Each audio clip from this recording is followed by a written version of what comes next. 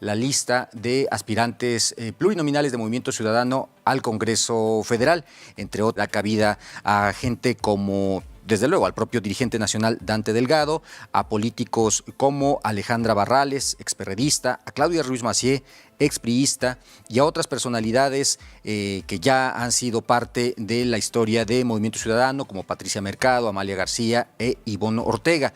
Pero destaca el nombre de Gustavo de Hoyos. Él es empresario, fue presidente de la Coparmex y en algún momento, prácticamente hace unos meses, por ahí de febrero, marzo del año pasado, se anunció como aspirante a la presidencia de la República y le agradecemos que esté con nosotros para platicar del tema. Gustavo de Hoyos, muy buenas tardes, gracias por estar con nosotros. Muy buenas tardes, gracias por la invitación y encantado de atender esta entrevista y llegar a los suscriptores del Grupo Reforma.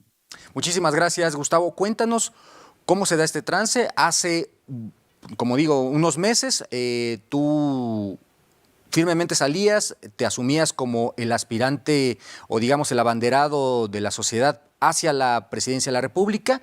¿Qué pasó en estos meses que finalmente no aterrizó esa iniciativa, esa intención tuya y llegas ahora a Movimiento Ciudadano? Sí, muchas gracias. De hecho, a principios, en el primer trimestre del año pasado, yo anuncié mi aspiración de ser una propuesta desde la sociedad civil para contender por la candidatura a la presidencia de la República. Oportunamente y en la medida que se sucedieron diversos eventos, también manifesté que no había las condiciones para que una persona que no venía de la vida partidaria pudiera participar en condiciones competitivas. Así es que muy puntualmente, todavía en el primer semestre del año, anuncié que no iba a participar por ninguno de los partidos políticos de la oposición. Y bueno, me reintegré a mis tareas profesionales, al activismo en la sociedad civil, y justamente hace unos días recibí la invitación por parte de Movimiento Ciudadano para participar como candidato en la circunscripción plurinominal número 1, que comprende los estados de Jalisco, todo el Pacífico y el norte del país, como diputado federal, y misma que acepté la invitación y que justamente el día de ayer fue votada en los órganos competentes de ese partido. ¿Qué diagnóstico tienes de lo que le ha pasado al frente opositor, el Frente por México, siendo tú uno de los promotores de esta alianza de partidos políticos, uno de los más activos miembros de la sociedad civil impulsando la necesidad de un frente opositor? ¿Qué diagnóstico tienes? ¿Qué cosas ocurrieron ahí más allá de lo que tú planteas, ¿no? El hecho de que un ciudadano quisiese o hubiese querido aspirar por este frente. ¿Qué diagnóstico tienes de lo que ha venido pasando con el frente? Sí, dado que fui aprobado apenas ayer como candidato, tengo que ser cuidadoso en mi respuesta para no infringir la legislación electoral. A mí me parece que lo importante, lo de fondo, es que hoy la ciudadanía va a tener claramente distintas opciones en base a la democracia que vimos para poder contrastar distintos proyectos de país. En la entrevista que precedió a esta, se mencionaba por la presidenta de la Cámara de Diputados justamente el gran caudal de propuestas que presentó el presidente de la República. Y a mí me parece que es sano que se hayan presentado esas propuestas porque ahí claramente se dibuja un proyecto de país. A mí me parece que es claramente antidemocrático, no republicano, autoritario, que afecta a las finanzas públicas. Y bueno, qué bien que hay esta propuesta para que la ciudadanía no vaya a tener que especular, sino que claramente pueda contrastar entre las distintas propuestas que se están presentando en esas elecciones. ¿Cómo se dio este acercamiento con Movimiento Ciudadano? Uno hubiese pensado que quizá tras haber encauzado el movimiento del Frente hubiese sido ahí donde te viéramos encaminado hacia una posible candidatura. Bueno, yo participé en la conformación, como es bien sabido, de la coalición opositora en 2020-2021 y también recientemente en la conformación de la coalición opositora para este proceso. Sin embargo, recibí esta invitación de parte del Movimiento Ciudadano.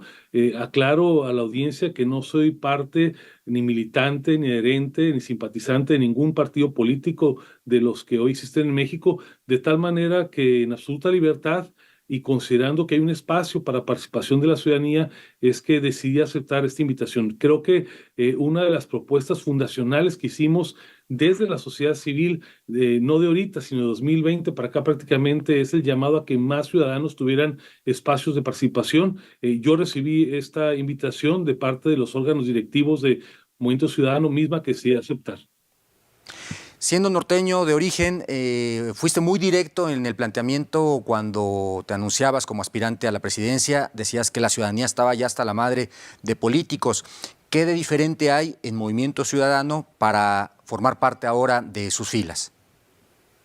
Qué bueno que me haces la pregunta, porque uno de los elementos que me ha sorprendido gratamente al recibir esta invitación es que desde sus estatutos, Movimiento Ciudadano establece que al menos el 50% de las candidaturas tienen que ser asignadas a personas que no formen parte de su militancia. Si se revisan mis videos, cuando lancé la aspiración presidencial y a lo largo de todos estos años, siempre mi bandera ha sido justamente que haya un espacio de participación para la ciudadanía y no solamente para las burocracias partidarias. Si algo hay que celebrar de parte de las candidaturas de MC es que una parte sustancial, no solamente una parte marginal y no de posiciones de relleno, sino primordiales, estén siendo ofertadas y en su caso serán las postulaciones para personas como en mi caso no pertenecemos a ese partido político. Ahora se ha venido dando una discusión, Gustavo, digamos que ahora tendrás una posición respecto al partido con el que eventualmente estás asumiendo un compromiso de formar parte de sus listas, de cuestionamientos sobre las maneras en cómo se ha dirigido un grupo al tomar decisiones. Se ha cuestionado la forma, el desparpajo con el que Samuel García toma algunas decisiones, la manera en cómo cede la estafeta a Jorge Álvarez Maínez, este hecho del pasado sábado por parte de Álvarez Maínez, quien hace esta mención o se le ve en este video de la manera en como lo acabamos de ver hace un momento. ¿Cómo plantearías tú o qué defensa haces de la dirigencia de Movimiento Ciudadano, de sus actores políticos, frente a los señalamientos que están recibiendo desde ámbitos como el PRI en este caso? A ver, yo preferiría levantar la mirada y decir claramente a la ciudadanía que el gran desafío que tendremos una vez que pasen las elecciones, más allá de estas escaramuzas que son hasta cierto punto normal en la dinámica de las elecciones, donde cada individuo, cada personaje, cada partido trata de posicionarse, es prepararnos para que la oposición en su conjunto pueda ser competitiva y pueda contener este impulso retrógrada por parte de quienes hoy ocupan el poder. Mira, hay que decirlo con toda claridad y lo digo porque fui parte de este proceso. Si bien es cierto que no se logró en 2021 ni tampoco se logró ahora en 2024 una gran coalición opositora, hay distintas circunstancias que sí lo determinaron.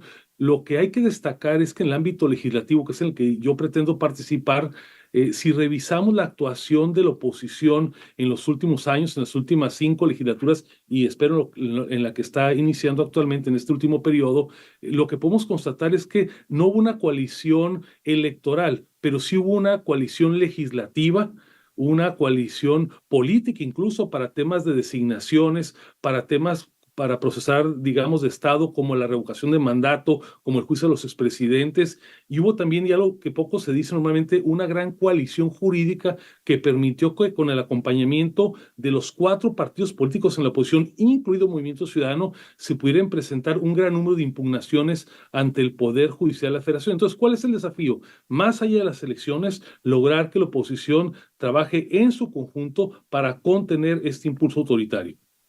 Y decías hace un momento que vienen en buen momento las reformas del presidente porque justamente permitirán mostrar el debate en un momento dado y desde luego confrontar visiones de gobierno. ¿Tú coincides en esta visión que el mismo presidente plantea? Porque de pronto nos genera como ruido el hecho de que haya una admisión de que es por las elecciones. Sin embargo, escuchábamos hace un momento que tú digamos que le das entrada y recibes bien estas iniciativas porque justamente permitirán hacer planteamientos políticos en el debate legislativo. No coincido con la inmensa mayoría de lo que está proponiendo el presidente, pero celebro que lo proponga. Me parece que es oportuno que justamente en un momento electoral la ciudadanía más allá de las cuestiones triviales, más allá de un estribillo, de un jingle en una campaña, tenga a la vista con claridad cuáles son las propuestas que una y otra fuerza política está presentando, porque entonces lo que hemos buscado siempre, que es un debate de las ideas, de las propuestas, del proyecto de país, puede ser lo que norme el voto de la ciudadanía. Por último, ¿consideras, digamos, que la gente tiene que tener justamente muy presente que no se trata solamente de una elección de la presidencia de la República, sino que hay una inmensidad de cargos públicos sobre los cuales tiene que voltear, uno de ellos, desde luego, el Congreso, y que puede darse también ahí la batalla? Desde luego que sí. Le digo aquí de cara a la ciudadanía que sin duda estamos por protagonizar, porque los ciudadanos somos los verdaderos protagonistas, probablemente la elección más importante en nuestra vida democrática contemporánea. Y lo digo así no solamente por la cantidad de las posiciones que están en disputa en lo federal, en lo local, en lo municipal, sino por la clara diferencia que existen entre las visiones de país. En algunas otras democracias donde se dan competencia democrática, a veces es muy pequeña la diferencia en los planteamientos. Aquí es evidente, es claro que hay dos visiones completamente contrarias de país. Ahí me parece que la del oficialismo representa claramente una amenaza para los valores esenciales de la democracia, de las libertades, y por eso me parece que quienes estamos en la oposición, sea en una formación o en otra, tenemos claramente la responsabilidad compartida de presentar el riesgo que tiene el país si el oficialismo sigue erosionando nuestra democracia. Gustavo, en lo personal, te llega en buen momento, como dices, habías regresado ya a la parte profesional, a seguir con tu activismo, digamos, desde otro punto. Sin embargo, esto es una nueva ventana que supongo estarás aprovechando para plantear y seguir incidiendo en la vida política y vida pública del país. Sí, desde luego que sí. Es una decisión profundamente analizada, con un compromiso. Muchas veces dije que no a la participación electoral. He sido invitado en muchas ocasiones para distintas posiciones, desde lo local hasta lo nacional. Y creo que en este momento quienes hemos trabajado desde la sociedad civil y recibimos una invitación para participar, si estamos en condición de aceptarla, tenemos que dar el paso adelante. Me parece que no basta con mantenerse en la crítica, no basta a veces solamente en el activismo de la sociedad civil, sino que aquellos que podemos y queremos hacerlo, tenemos que tomar el compromiso que el país nos demanda. Gustavo de Hoyos, aspirante por Movimiento Ciudadano al Congreso, gracias por estos minutos y no perdemos comunicación. Claro que sí, muchísimas gracias. Muchísimas gracias también.